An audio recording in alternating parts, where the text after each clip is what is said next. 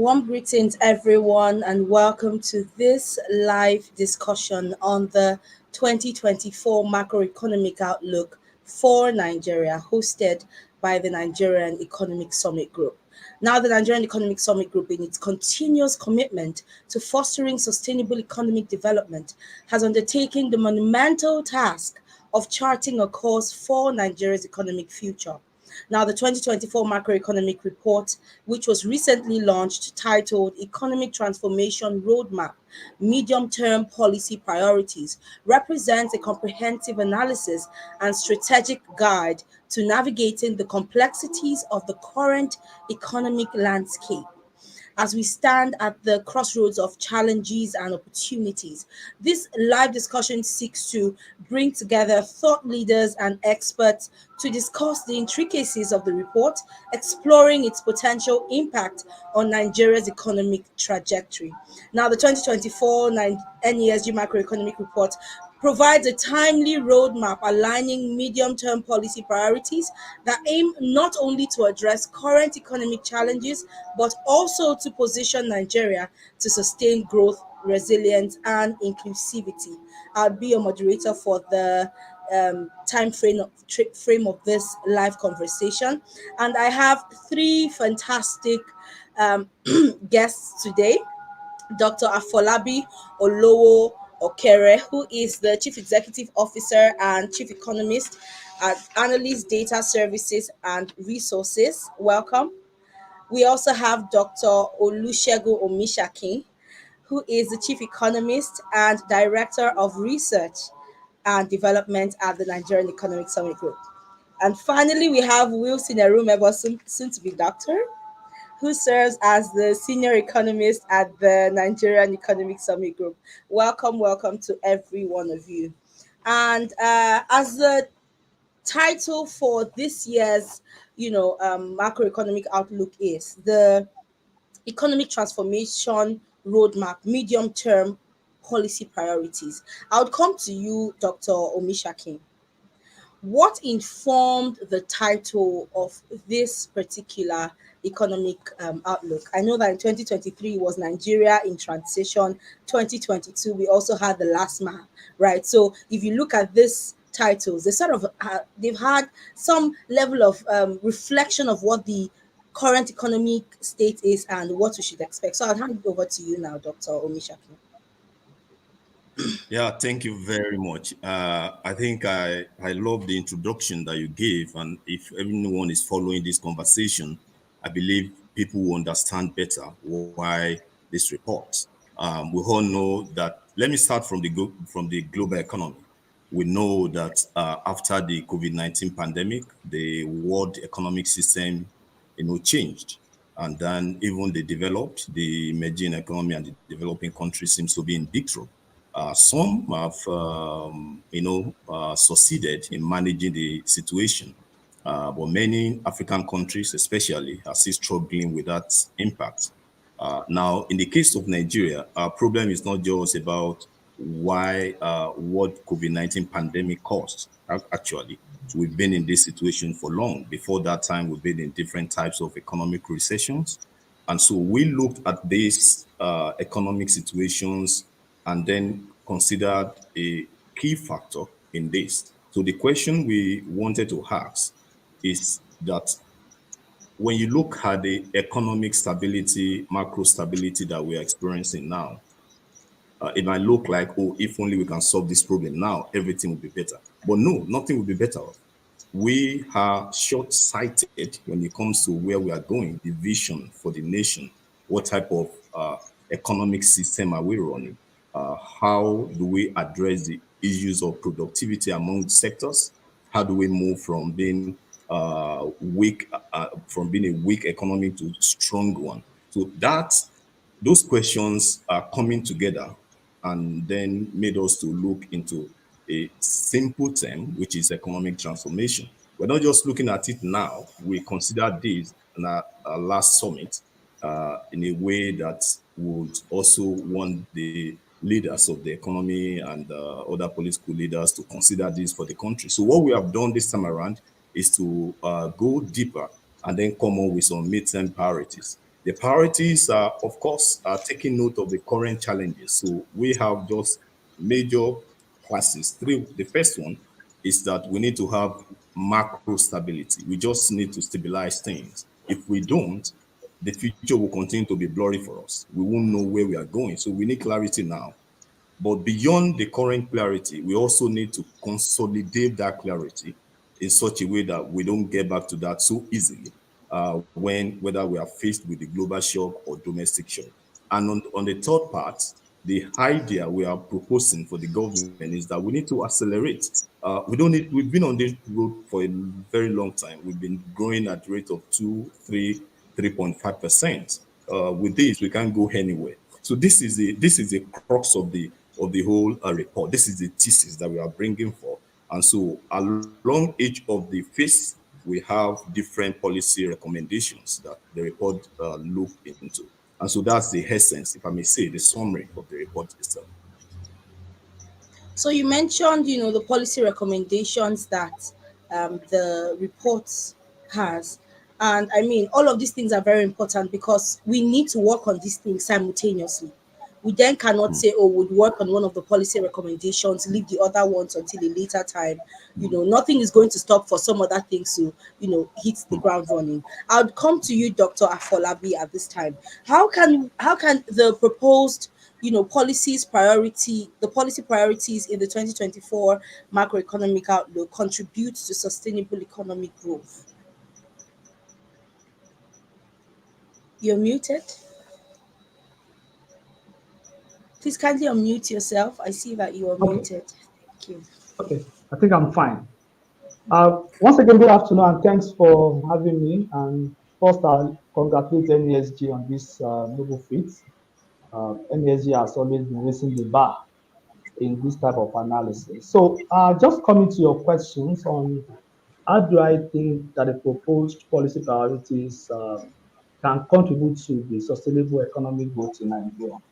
The first thing I would like to say has to do with the topic or the title of the report in itself, which is medium-term policy priorities.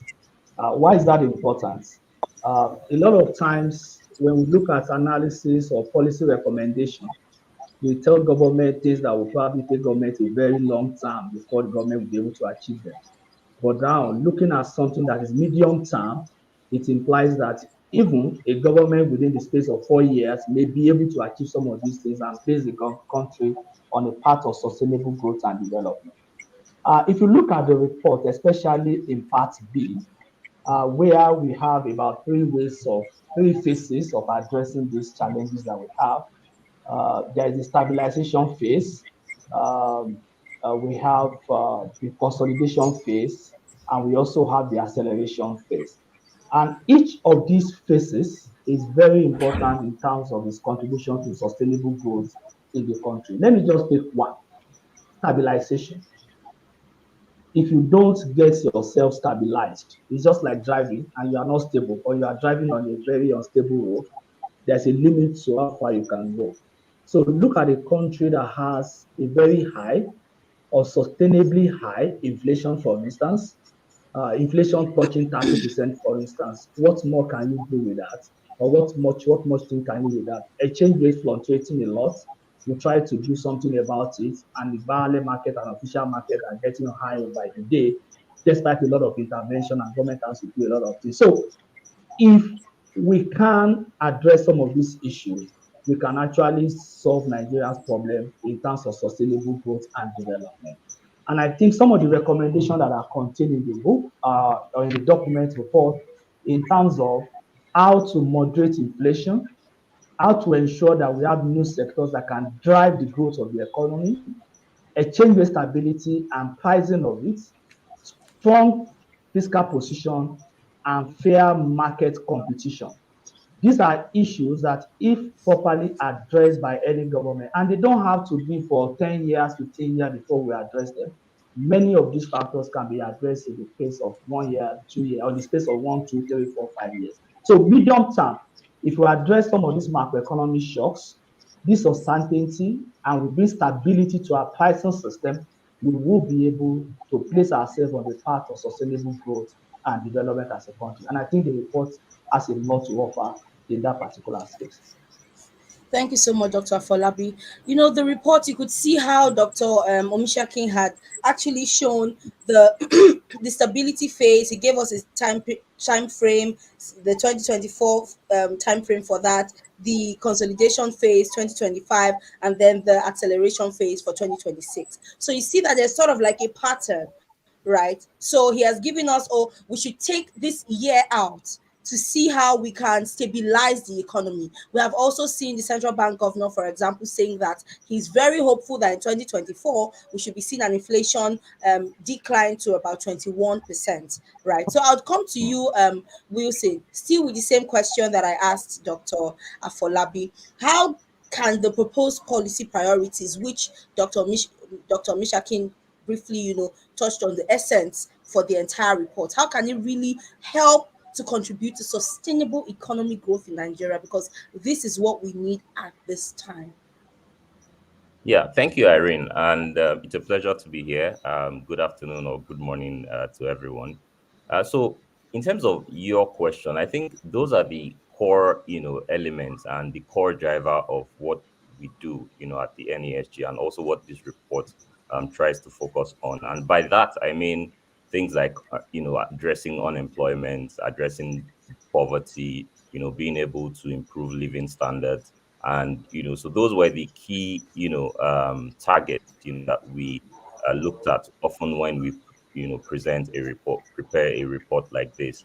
And so how in terms of the first thing that you mentioned about stabilization, I think there are a couple of things that was cited, things like inflation, for instance. How do we get to have a stable and moderate and declining inflation rate, where we can have something, if possible, achieve a single digit in the medium term, even though I know that would be a hard call, but then at least start the path of a declining inflation rate. And even though there is a prediction that in fact, if you look at almost all the outlook, you would see that inflation rate is likely to come down. I think we must also make something clear that declining inflation rate doesn't necessarily mean prices will fall. It just simply means that the pace at which price will increase is what will slow down. So that in itself means that it's not just about having declining inflation, low inflation rate. It has to be complemented with things like what is interest rate, for instance, what is the consumer earning purchasing power of individuals, across different economic agents. So I think that those are some of the key areas. And like you mentioned, the CBN has said we should have something close to about 21% inflation rate, which is also something that we've seen in the budget for this year. So it's almost like the CBN using the budget target, even though I think that it is quite something tough to achieve in just 1 year. But at least let's start seeing efforts to address those.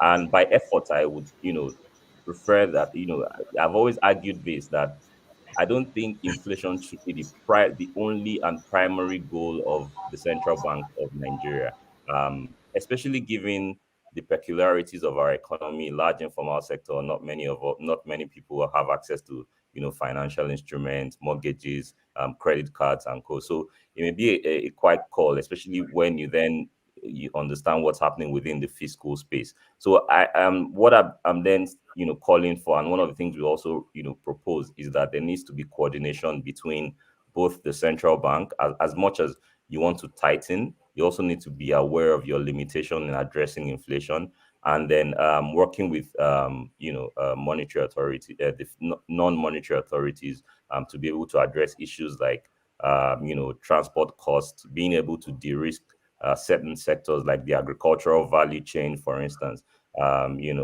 things relating to all of the pressure points when it comes to logistics. You're moving a goods from one point to another. So many stoppages, so many checkpoints, and those so-called little things, affect prices of goods, and services within the economy. So there is need for that coordination in terms of exchange rates, right?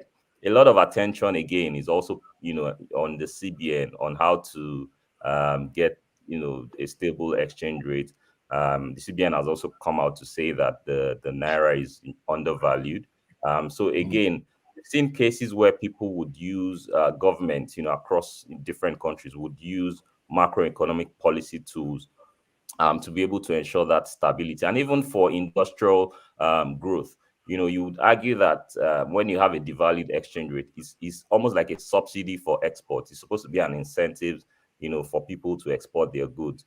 But what we find is that many of our people that produce, particularly the manufacturing industry, they also rely on import.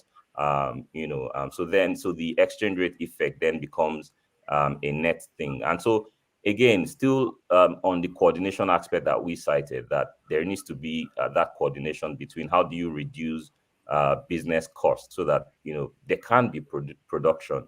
And we've always said this, that we are not even producing enough for local consumption. How much more for export? So I think in terms of the stability phase, those are two key areas that and amongst many other areas that we cited in the report. Thank you very much, Wilson. Indeed, you mentioned a couple things: financial instruments, coordination. These are very important things that we need to pay attention to. I'll come back to you, Dr. Mishaki, with respect to the report as well. Right? How do you think that the report's recommendations can then address or begin to address the issues of unemployment, poverty reduction, and then other economic challenges? Because, I mean, we do know that while we are coming up with these policies, the people that are literally used to test run or to gauge the impact of the policies are those at the lower end of the pyramid. I'm aware of certain businesses that have had to close down because they do not have the staying power, whilst we're trying to navigate. Because the truth is, things may have to get worse before they get better. We can't Yeah. then say that, oh, we'll just come out from the current economic crunch that we're experiencing. That's not being realistic. So I'd like you Yeah. to just share with us how these policy recommendations that you have given to us or you have shared in the report, would address the issues of unemployment and poverty amongst other challenges. Yeah, thank you very much for the question. I think that question signifies the essence of the report. And if you pull all the recommendations together and you are asked to just mention just one word to the Mr. President or whoever is in charge without talking too much, I think I would just say productivity. We are poor because we are not productive, not because we have large size of informal markets. There are countries that are run, most countries are run by informal markets. Brazil, some of these countries that we love to see or we want to be like, they have huge percentage or share of informal markets. But when you have an informal market running your system, and the informal market is weak, it's not productive, then you have massive unemployment problem, and that's what we are experiencing now. As in, you have, for instance, agriculture that contributes significantly to GDP, contributes significantly to foods, and the rest is currently a sector that we can call poverty inducing or poverty spreading sector, because this is a sector where anyone who works there on the average is just trying to avoid complete situation of poverty, but they are still poor. And so what we recommended and how we think all the recommendations will lead to achieving sustainable growth is through these ways. Number one, we need to address the issue of which sectors, the sectors that are leading our economy, how productive are they? Uh, Number one, all these sectors must be productive. So you want to come out of this current situation. You want to have more people, more youths in the production activities. You want to have more exports. You want to deepen your production and go into more value additions. Then we need to answer the question of productivity. So beyond that one, we need to then ask who are our champions, where are the sectors that are leading us currently. The type of sectors that we have that are contributing significantly to the growth of the economy, to the growth rate of the economy, are weak. These are the sectors with low impact. These are the sectors that cannot push us from where we are now to where we are dreaming. So our uh, policy is hanging around advocating for sectors to be to be growing on high rates, right, relatively to where they're coming from, of course, and then to be a sector of impact in the form of job creation. You can't provide job if you are not productive, right? So job creation, if you have job provided, then the issues of massive unemployment will be solved, and then the issue of poverty will also be solved at least. So this is the connection. We keep having the huge population of people that are poor, and sometimes people refer to us as the capital of global capital of poverty, but because we don't produce. And if you look at the current context with respect to FX crisis, it still boils down to our lack of productivity, not because we don't have people to manage it. Yes, we should have strong management, but how do you manage what is not enough? You've ever been in a situation where you don't have enough transport fare to go to your place of work and come back? And how do you solve that? You've got to. There will be some risks. You are exposed. You want to join people, other vehicles. You are exposed to being kidnapped. You want to stay in the office. You are exposed to having family problem at home. Your wife will be expecting you, or your husband. So what we are experiencing now is not new. The fundamental problem is that we need to be more productive. If we are not productive, we are not expected to have a strong economy. It will not work. It doesn't matter who is leading the economic team. It doesn't matter what type of policy recommendations we are throwing up. And that's why we believe at the NSG that we need to emphasize this role of productivity. And how do we become productive? We since said something around that. How do we free the private sector? Most of the tax related issues, most of the transportation and administration around private sector so far has not, we don't see a signal of an economy that wants the private sector to drive it. We are seeing an economy that keeps every day we want to grow, but every day we are weakening down the private sector. So we believe that the strong correlation between achieving high growth and sustainable economy is with productivity. We are more productive, we get more sector leading us. For instance, if you look at the growth rate of our Greek this year, or the contribution of our Greek sector to GDP growth rate, it's so weak, right? Uh, if you look at how manufacturing sector is doing, most times we don't even want to call that sector manufacturing sector because we don't manufacture anything. So it's a big challenge that we think if we've emphasized just stabilization to say, oh, let's the inflation rate comes down, let's have this those things will not solve the problem. The fundamental problem is that let's stabilize in such a way that we emphasize productivity. Let the essence of stability be towards productivity, because you can actually achieve stability in the short run that is mistargeted, you know and this is how people do that, because everybody is afraid. Ministers are there, they want to say something that everybody will hear. So we will do this. So they force the system to operate. So the system achieves equilibrium in the short period. And within 2 to 3 months, something happens again, just like what we've been experiencing in the case of former. I don't even know which one is former in terms of the black market, whether black is former or the official is unofficial. That is a typical example.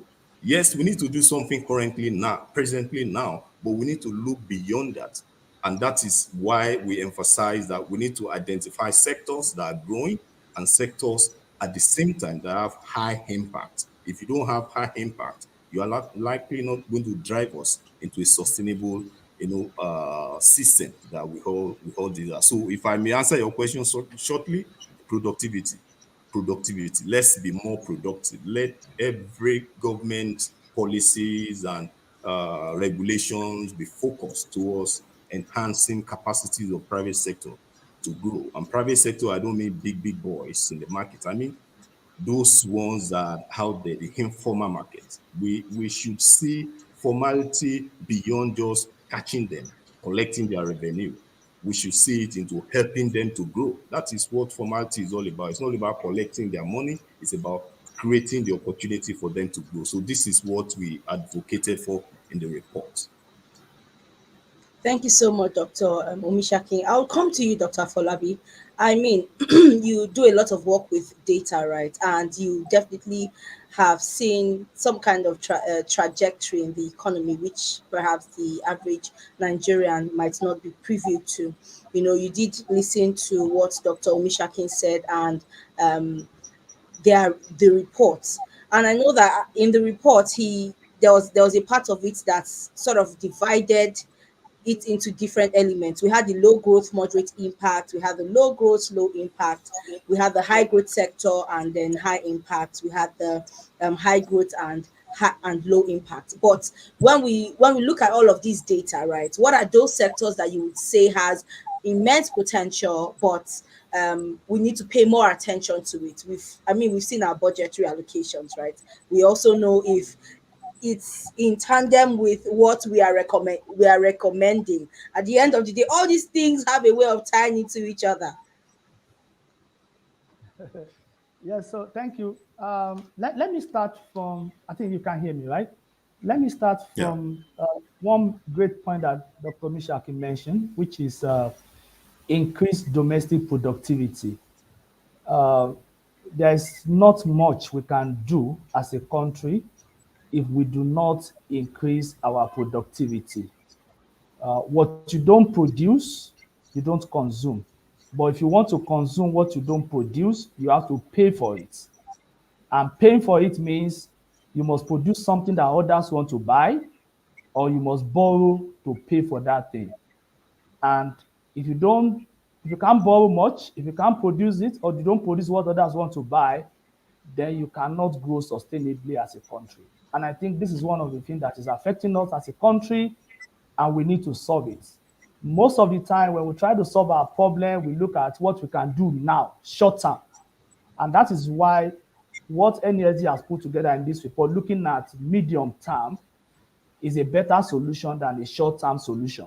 So we can start talking about medium term, then long term. Even though short term, those one can be addressed by the issue of budget of government. So productivity is very important. So coming to your question in terms of the sector, if you are productive and you are a population of over 200 million, if 40 or 50% of that is labor force, you have a labor force of over 90 million or even close to 100 million. And looking at our economy where we have argued that only less than 5% of people are unemployed, that means majority of our labor force are employed. Therefore, people will be in different sectors of the economy. Regardless of whatever, you will see people producing everything.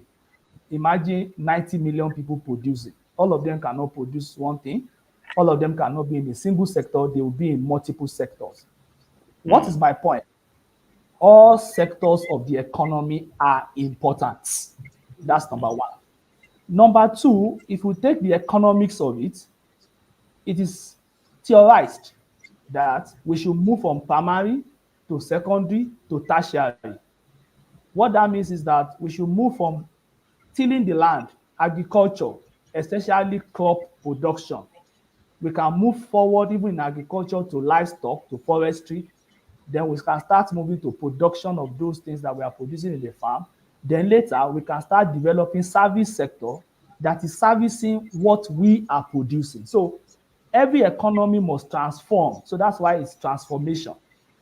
But are we transforming? Not necessarily in a very beneficial manner as a country. So what is the point?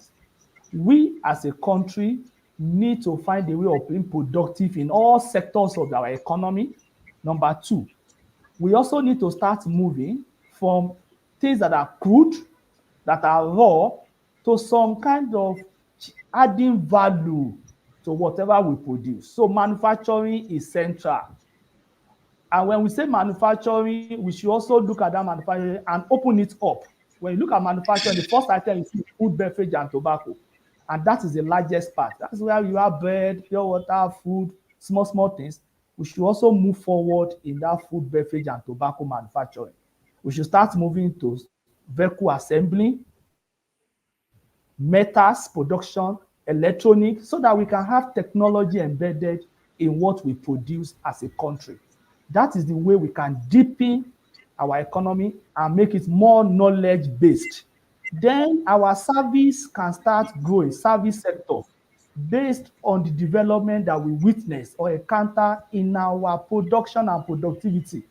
What we currently have is a service sector that is growing, financial services, which is banking and insurance. We have real estate, we have telecommunication, which are good. But are they really servicing what we are producing, or they are servicing what we are importing? So as a country, we need to start looking at the composition of value addition across sectors and subsectors activity of our economy. So all sectors are important, but some sectors may be more important than others, especially sectors that are leading to value addition, that are Yeah. leading to transforming raw materials to products that people consume, that are Yeah. also substituting for what we currently import. So we may not 100% export, but if we produce things that we normally would have imported, then we are also conserving our hard-earned and scarce foreign exchange. So these are areas that we need to pay attention to as a country, not just to pick one or two sectors, but to look at all sectors in a holistic manner, but also importantly, value addition in sector. And lastly, because we have a huge labor force, sectors that are employing people are very important to us as a country. Labor, employment elasticity, labor, employment elastic sectors are also important to us as a country. Thank you. Thank you so much. I mean, while you were speaking, it just reminded me of the times when I visited some huge manufacturing companies in Kano, in Enugu, and Anambra. For all of this, the one in Kano, they had three shifts. I saw these people coming in, the ones that had finished from the morning shift, the afternoon shift, the ones in the is the same thing. So definitely, I totally agree with your point where you say that labor employment elastic sectors. I don't know if we would trademark that word now for you as your word. Thank you so much for that. Wilson, I'll come to you right now. How might the business community react to these proposed policy recommendations in the outlook? Well, before I answer that, I wanted to add on the discourse on raising productivity, as Dr. Mishaki and Dr. Olokere had mentioned. And if you look at our employment structure and you look at the data, what you'd find is that about 82% of Nigeria's labor force, those who are employed, about 82% of them work in sectors with very low productivity. And what essentially that means is that the jobs that will lift many Nigerians out of poverty, or the jobs that will create significant income for Nigerians, today they do not exist in large numbers. So even if, so for instance, we have about almost half of our labor force working in agriculture. That alone tells you that there is no country, I can say this authoritatively, that there is no country that is moving from one level of development to another at a very rapid pace that would have half of their workforce in agriculture. Before, it used to be 70%, but over time it's reduced, but 50% is still too high. So you have a lot of manual activities going on within the sector. So what it will take a few machines to do in hours, you have people doing that in days, and that speaks to the level of productivity. And I sincerely think that we must try, in a way, to incentivize technology mechanization into agriculture, to be able to address some of these problems of productivity that we talk about. And the other is, even if you are saying you want to then reduce this share of agricultural labor, the question then becomes, where will this labor go to? Where will these people move to? Now, if you go to manufacturing, those companies you mentioned, Irene, that you said you went to those states, there are very few as far as especially in terms of the total manufacturing firms in Nigeria. The NBS did a study some years ago and found that 76% of workers in manufacturing are self-employed. So you almost have people, just trying to make one or two things just to Mm. basically survive and do this thing. And that's not the kind of manufacturing that will take Nigeria to where it should be, especially when we are talking about transformation. And I'm not saying these activities or these people are not in any way important, but what I'm saying is, how can we grow them? How can we ensure that they employ more people, they are able to expand, create more jobs, create more, reinvest capital into their businesses, open more branches, and that is where that value added and productivity, can come in. And that would require, addressing issues like power, infrastructure, and all of those big issues that we would often talk about. So that's one very important point as to which sectors can then absorb the kind of labor that we need and create jobs that will lead us into the future. And there are several reasons for us to be optimistic. Right now in the West and in many of these countries, there's this talk about deindustrialization. And in fact, there's an argument that, African countries are facing what we call premature deindustrialization. And what that means is that our manufacturing sector is, declining as a share of GDP. And just like what we have in advanced countries, but the only difference is that ours is declining when our income has not even reached high. We're still talking about $2,000 per capita income, and that is even average. When meanwhile, these other countries are talking about, 30,000, 20,000, and the like. So there's an argument that manufacturing, and that's coming from even many individuals in the West and people who the World Bank and co listen to, that manufacturing may not be the way out for African countries. That manufacturing is different from the way it used to be in the 80s. But I tend to disagree, and we must also pay attention to where these arguments are coming from, because in a way they lead into policy making. They lead into when Nigeria wants to go for one loan, maybe from one of these multilateral institutions, and then you start having conditions that this is where they think is important for you. Meanwhile, you neglect sectors that are very important. So we must also understand Yes. local peculiarities. So things like the AFCFTA, for instance, is very important. Is an important vehicle for Nigeria to use to grow and expand that manufacturing sector. Look at our import bill. Some people will say import substitution is old fashioned. I don't agree. There is no one way to say you must follow export orientation or export oriented growth. No. Why would you import things that you can simply produce? I was speaking to some of the FMCG companies, fast moving consumer goods. I spoke to one of the two directors in some of these large companies quoted in Nigerian Stock Exchange. And what they said was, the kind of things they import, it gives them burden. They are thinking that, why can't Nigeria produce these things? The other was, they were complaining of industrial starch, things like that that they need for inputs in making different commodities. We have cassava. We're the largest producer of cassava in the world, but we still import industrial starch. Only about three or so companies are, getting to do that, and that is adding pressure on our efforts. So I think, linking back to your question as to the role of the private sector, in my view, I mean, they are the creator of jobs, and they must be incentivized to create that jobs. Nobody will go and start creating jobs. Right now, it's difficult to even say you want to farm, because farms are in, rural areas, and that's where you then talk about security. So the role of investment is very key.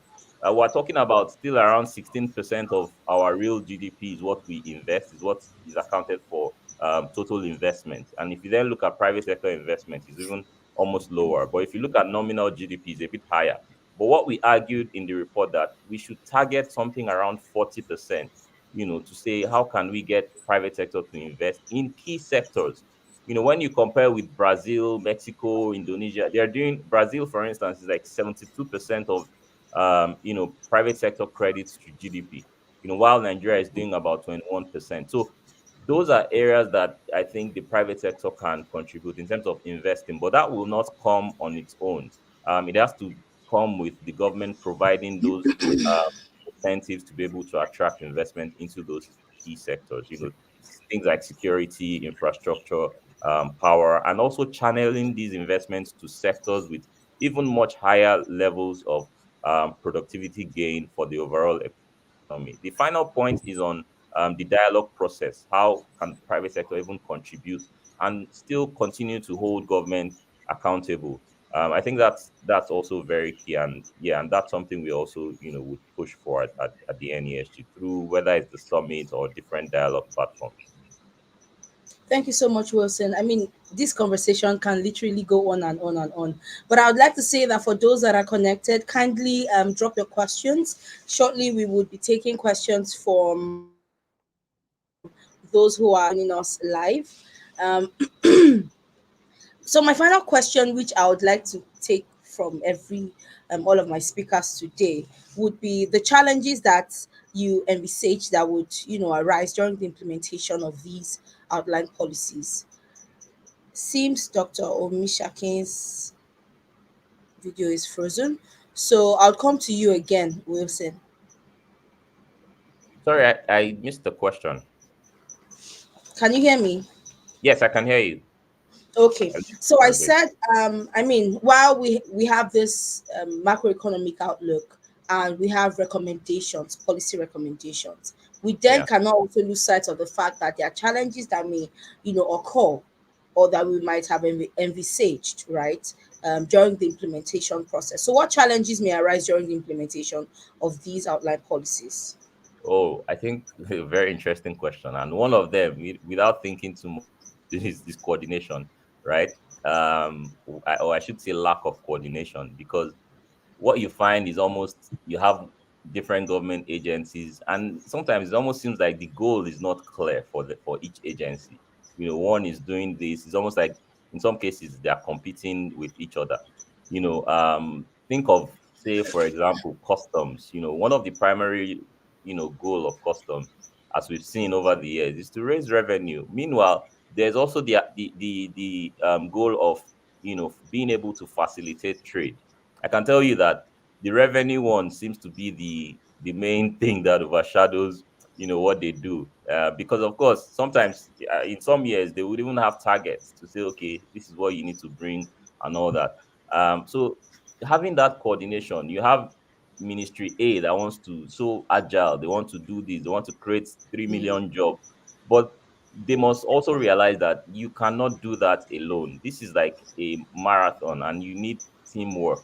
How is the goal of whether it's coordination between, say, a CBN and the fiscal authorities, or it's coordination even amongst the fiscal authorities? Those are areas that I think we're not doing well, and we need to even improve further. And I can give you an example with, say, exchange rate, for instance. It's almost like the CBN is trying as much as possible to manage the little we have, but we need to move beyond that to how can we grow the pie, and ensure that we can even have much more to manage. Things like, for instance, crude oil. 10 years ago, in 2013, Nigeria was producing about 2.1 million barrels. Now we're doing about 1.3 million barrels. So you wonder, are we really serious about development? This is oil that you know we have as a country. Mm-hmm. How can we grow that? Look at the US. Last year they were, the largest oil producing country in the world. Struggling with Saudi Arabia. Sometimes Saudi Arabia will come on top, but they made a plan that, look, we are not going to keep importing oil from countries like Nigeria. Let's be, self-sufficient in terms of oil production. And it worked. You saw how Nigeria diverted and started looking for sales to, China, India, and co.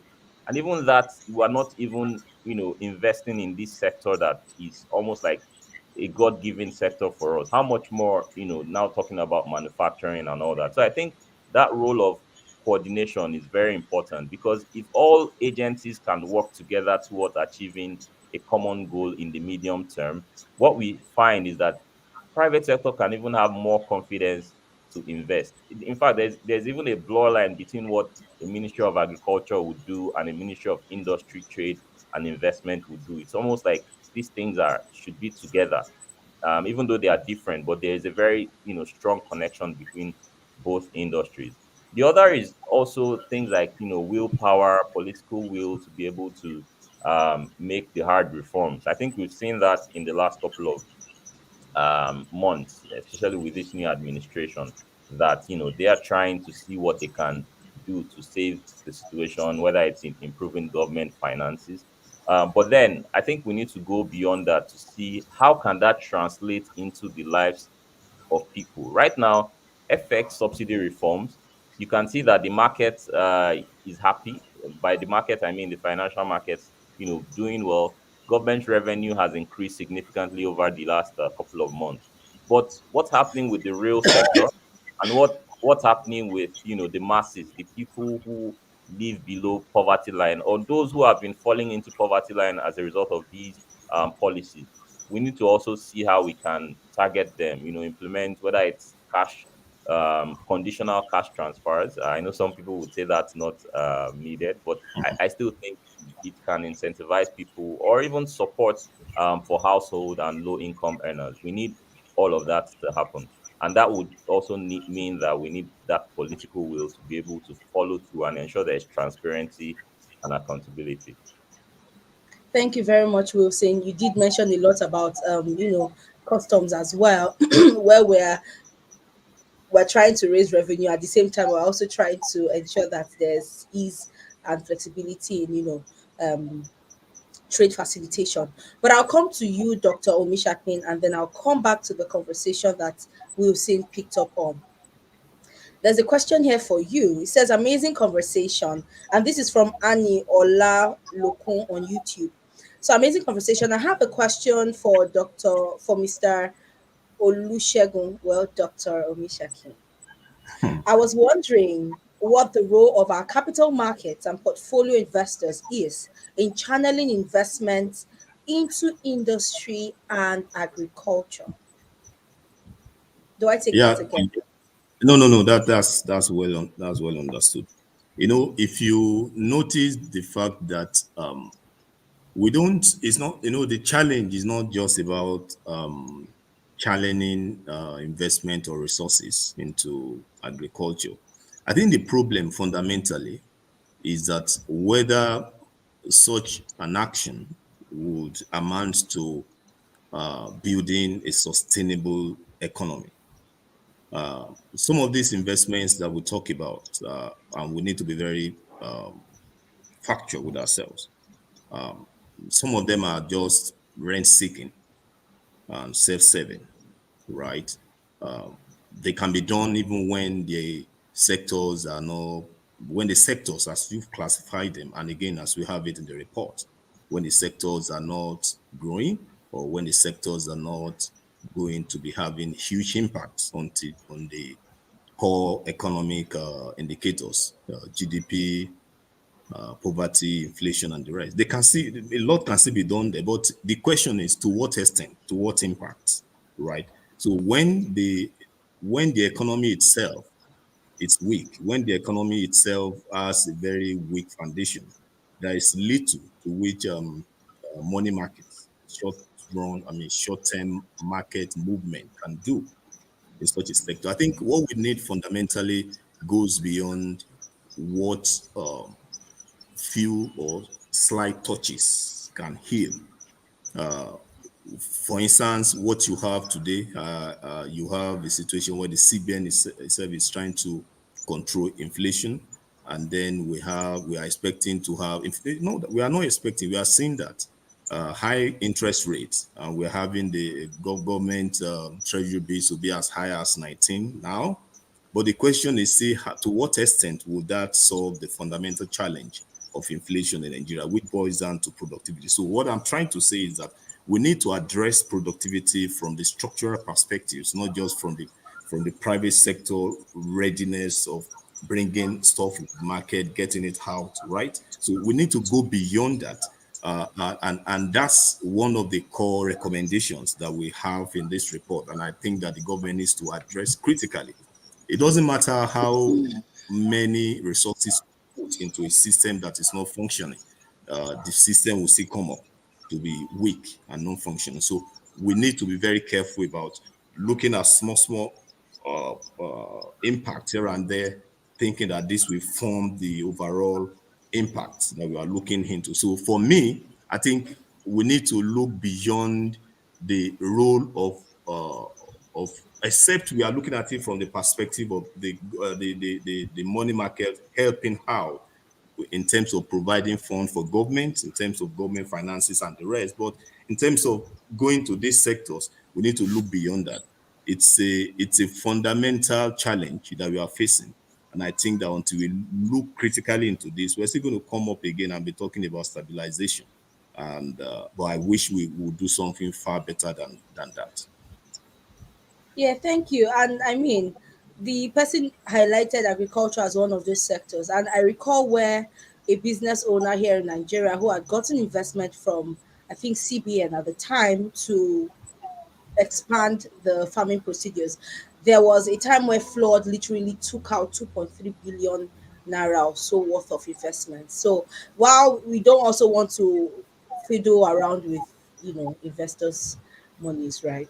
Using monies from the stock market. But we have another question here. I would direct it to Dr. Afolabi. It says, thanks a lot.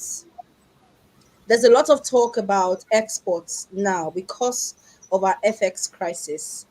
How do the speakers feel this export orientation has impacted on self sufficiency ambitions? This is from Annie Olalokun on YouTube.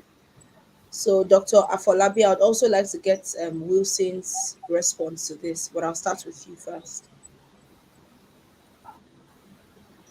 Okay, so I want to see what the question is all about. It's saying we want to export, then how does that So relate he said to there's a lot of talk self-sufficiency? about exports now Yes, because of the yes, FX crisis, yes, where to get monies, I mean the dollar was tilting towards 1,500, what some yes. people have never expected. Now, how do the speakers feel um, this export orientation has impacted on self-sufficiency ambitions? Okay, so let me, yes, I got the way you read the question, but I'm just trying to see what was in the mind of the person that has the question. So I want to probably read his mind and answer the question. Um, Self-sufficiency, there are two ways you can look at self-sufficiency. Let me say something first. Exports is the excess of domestic production over domestic consumption. Exports is the excess of domestic production over domestic consumption. So you produce, you consume, part of which you don't consume is exported. So if you are self-sufficient in something and you have it in abundance, then you can export it.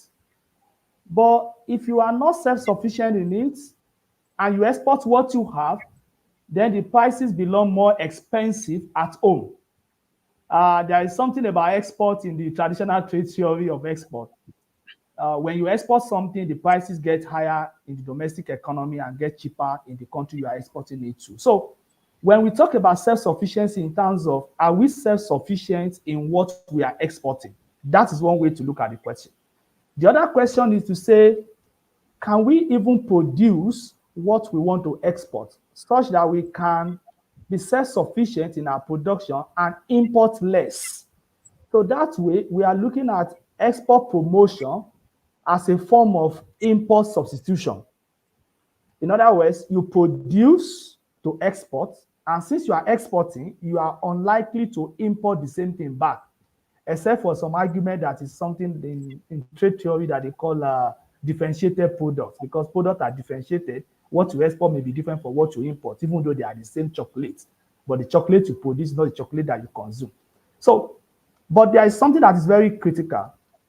If we can produce enough beyond domestic consumption, we have the capacity to export.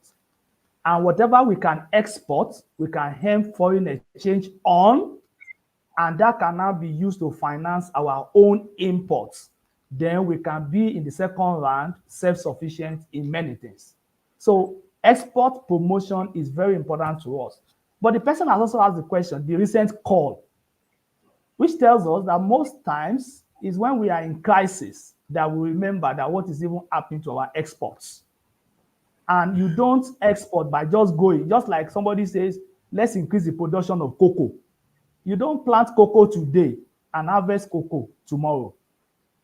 If you want to harvest cocoa in the next 10 years, you are probably planting today. So even in time that are not in crisis period, we need to start talking about our own productivity our, and our own exports so that we can be self-sufficient in a sustainable manner.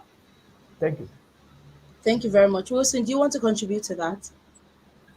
Yes, the only thing I would just add is that, at the moment, so we're exporting just 3% of total exporting goods. Only 3% of that are manufactured goods. So that tells you how the fact that we're not even producing for export. And when you then look at, say, your manufacturing GDP, how much of that do you export? So what you produce in terms of manufactured goods, how much of that you export, you are talking about less than 1%. So it then tells you that, look, we're not even yet serious as far as the export business is concerned. And even beyond manufacturing, I gave an example about the crude. And I think looking crude oil, I think looking at the person's question, I think what he may be, trying to get at is that, we have a weaker currency, and should that mean that we should be exporting more, just so that we can earn more foreign currency and address all of these exchange Mhm. rate problems. So I say yes, there is an opportunity there, but not at the point where most of your inputs are also imported.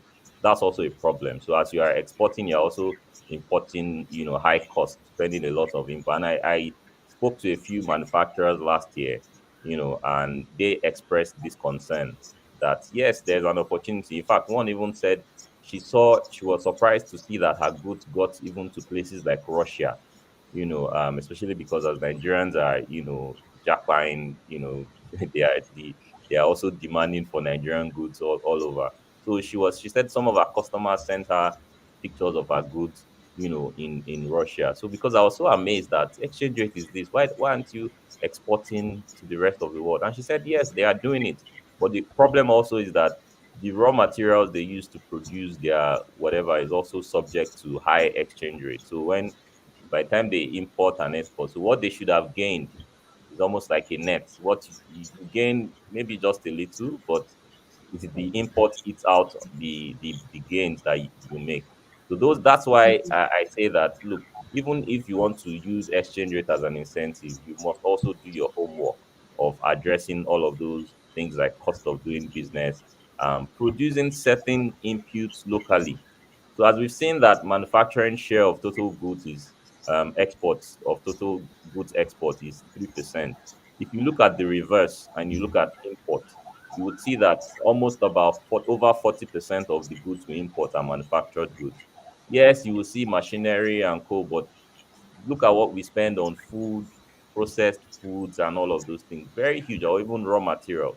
Very huge. And the sad food or the painful thing, about this is that many of these things are things that we have locally that we can produce. So those, I think that's where the net effects then come in, and people that are saying import substitution or whatever is old fashioned.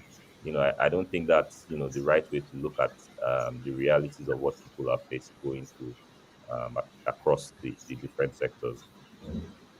Thank you, Yeah, Wilson. let me quickly contribute Okay. to that also in 2 seconds. If you the traditional economics would easily differentiate between export oriented and import oriented growth. But in the real sense of it, just for the sake of teaching, every country wouldn't have the orientation when they start that. The orientation they have primarily is that of productivity, just like Dr. Afolabi said. It's basically productivity. When you can produce and you can add value, it's okay. You can decide which part you want to go into, because what will be the benefit of exporting what you don't produce, what you just extract, like Wisin also said, oil, you just export it. Or what will be the benefit of you exporting and then you are still seeking out to import to enhance your capability to export? So it's still a rat race as far as I'm concerned. I think we just OS will still come back some years as still be talking about the need for us to tackle the FX crisis. The crisis that we're experiencing in the FX market, for me, it's just like it's getting matured over time. And the problem fundamentally is not what is being caused this year or last year, but it's what the fundamentals of our economy is signaling for us, that we are like that person that the Bible says that he that does not work should not eat. But we want to have a way of going about. Yes, we're not going to work, but we're still going to eat, and that is the challenge. We need to produce. It's fundamental. We just need to. The economy looks dead.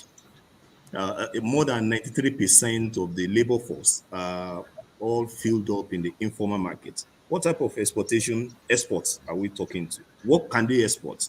What can somebody who is pulling wheelbarrow, or somebody who is following buses here and there, or somebody who is just selling tomatoes, what can they export?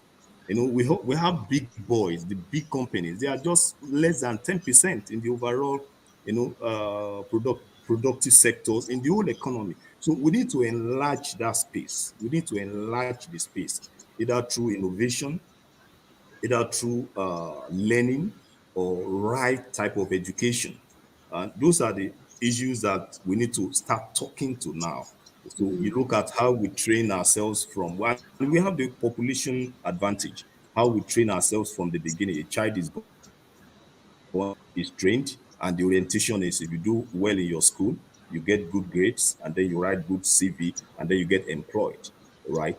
There's nothing like productivity there. Everybody is going that route. So I think as long as we keep dodging the challenge of not facing that productivity part of the equation, we will not achieve anything. We will not achieve export or import. We will not. The only thing we need to do is to produce.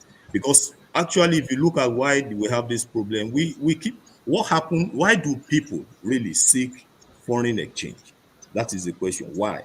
You want to get this money to be able to buy something outside of the country, because we don't spend dollar here. Well, we don't spend dollar here. So you want to get the dollar and go out and get something from someone else.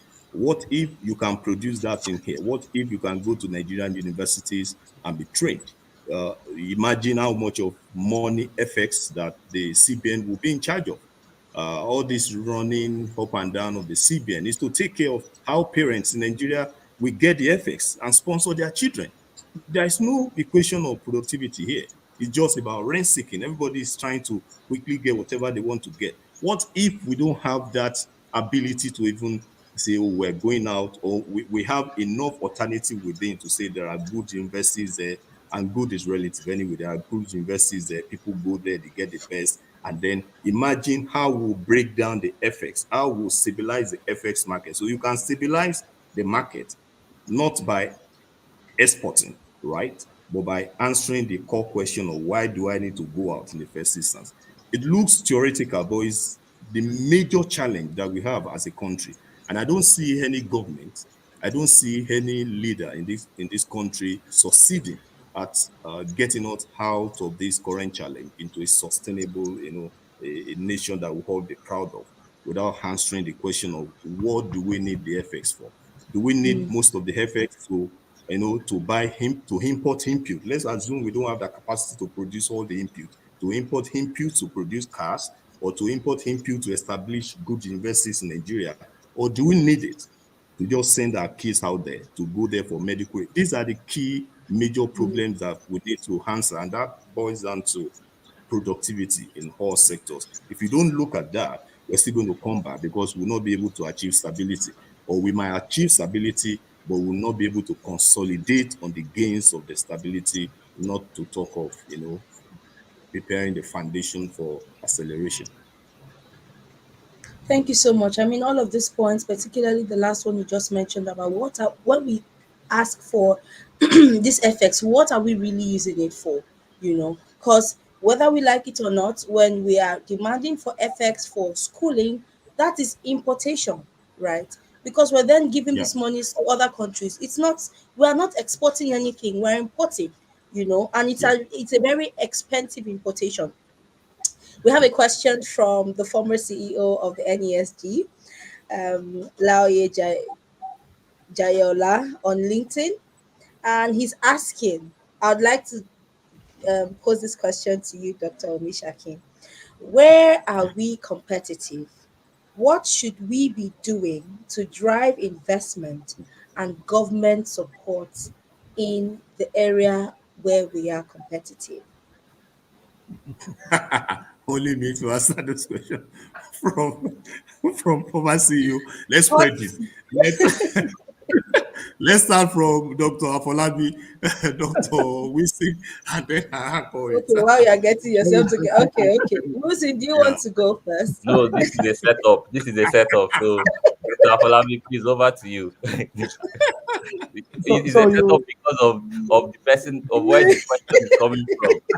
okay? Maybe I'm the only one that he cannot flog if I miss it. So Okay, so let's start with you. Oh, God. okay, so where are we competitive? We can look at it in about two ways. Number one, uh, competitiveness in economics is actually, if it has to do with dealing with other countries, it's actually rooted in comparative advantage. What do we have comparative advantage in? So I'm going to approach in two ways. I'm going to look at the foundation principles of it and evidence of it. In the principle of it, what you have comparative advantage in is that thing that you can produce more cheaply than others, at a cheaper cost than others. At a cheaper cost can be because you have abundance in the resources that that sector requires. So a country like ours should ordinarily be competitive in things that use labor. But unfortunately, labor has changed. Labor is not just the force, labor is now the brain. So, to what extent do we groom our people to have the brain to be able to do so that one person can do the work of 100 people? People will say agriculture. Maybe we have comparative advantage because of the kind of soil and because agriculture may require some labor. Unfortunately, agriculture requires machineries these days. It has to be mechanized. And agriculture also requires people that have human capital. So another way we can look at it is to say endowment like oil and gas. Natural things are also what you have comparative advantage in, because if you have it, others don't have it. So we have land, we have people, we have oil, we have gas. It is left to us to concentrate on these things, not only in production, that is extracting, but also turning them around and adding value. That is how we can achieve our potential. Otherwise, if we are satisfied with just exploration or exploitation, then we are working in the realm of the first step, which is endowment. We are endowed with it, we just use it. But we need to transform. So when his questions are two ways, what are we what are we competitive in? I would say what we have comparative advantage in. We have land, we have population, we have oil, we have gas. What can we are we doing them well? No. What can we do better? We can leverage them, transforming them, and use them as springboard to develop other sectors of our economy. Private sector will do its own, government will do its own, but there will be synergy between the two in understanding what we need to do. That's my intervention. I'm sure the others will improve on that. Thank you. Yes, I want to. Thank you very much. I So wanted to add. Wilson, Yeah. fantastic. So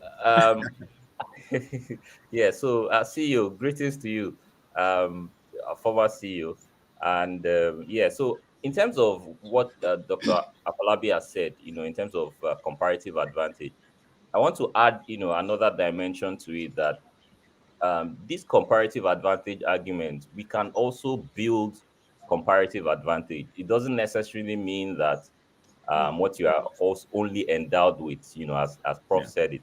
And there is, a new argument, especially when you read the Justin Ling and co, the new structural transformation agenda or something, where they emphasize a lot on comparative advantage. But we've seen experiences of countries that, in fact, you would write them off that this country cannot even be where they are today, but they were able to build new comparative advantages. So these are, I think, in addition to what Dr. Afolabi had mentioned. And there's something that I think is also very, crucial in the conversation of where we are competitive, and it's in services export. All the time. So right now, I'm currently in London, schooling, trying to wrap up this PhD thing. All the time I visit any hospital here, maybe to do checkup or whatever, is a Nigerian doctor that attends to me. So I can count the number of times that I've been attended to by a non-Nigerian or maybe an Indian person, but 90% of the time is always a Nigerian doctor that would attend to me. So the question then is, why are they coming? Why can't we build that as a comparative advantage locally? The other question is also in terms of the creative arts. There was a day I was going out and there was so much traffic on the road, and we're wondering, what's going on? Why is there so much traffic? It's so unusual. That was last year, mid last year. And then we got to where West Ham Stadium is, because that's close to where I stay, the London Stadium. And we saw people tripping out, moving into the stadium, and we decided, okay, let me follow. Let's just see what's happening. And it was Burna Boy. Burna Boy was doing a concert, right? That stadium is a 60,000 capacity, or even more than 60,000 capacity stadium. That was the first time, or the most prominent, I should, time that I felt so proud being a Nigerian, because I was like, these many people from all over the world, from Asia, you can see where they're coming to listen to Burna Boy. I forced myself to say I must go. And if other people are coming to listen to a Nigerian, then me too, I should be part of that group. So creative arts, I think that is one area that we've not really explored, to see how can we build solid industry, and develop the value chain of deliberately incentivizing to produce talents, like what you have with the South Korea movement of this their brand, how government was able to support their entertainment industry to where it is today. So I think, just to add, those are the areas that I think we can, perhaps we are in a way competitive in terms of the skills and the individuals, but we need to build that environment for the skills to flourish locally. Then finally, in terms of trade, I think when we in the report, one of the data that was cited was that less than 10% of our trade happens with countries within Africa. So almost 90% of what we trade happens with countries outside the continent. So when Dr. Afo talked about things like food processing and co, how are we being leveraging, selling all of those to neighboring African countries who also rely on imports like us, from countries outside the continent? Those are areas that we can begin to strengthen, especially in the view of this new African continental free trade area. Unfortunately, some countries are even moving faster than us. We saw what happened with South Africa, Ghana, and if Kenya, and a few other countries, how they are making significant progress. Right now, we still don't know, okay, which goods will be subject to tariff and all of that. Is still, we have been planning on this thing for too long that things are really happening. So over to you, Dr. Mishaki. Yeah, you have you have chopped everything there. But yes, I think fundamentally, on a more serious note, we need to be looking forward into uh, conversations around what we need to do differently. What are the advantages that we have? Yes, we have several of them, like Dr. Folabi said and Wilson said. But I will also want to build on their points to say that the the essence of the advantage is when they are needed, those advantages, when they are needed by other countries. If they are not needed by the other countries, they become like a burden, right? One of the advantages that, in fact, the core advantage that we have as a country or Africa as a continent is population. Yeah, I know we'll think about, yes, population, bringing the point of Dr. Folabi in terms of the brain, everything, but it's still, is it the population? If you check out the economic dynamics, policy interventions, and policy changes in the European countries, in the developing country, you will notice a strange movement that is creating a huge gap between the developed countries, the emerging ones, and the developed countries.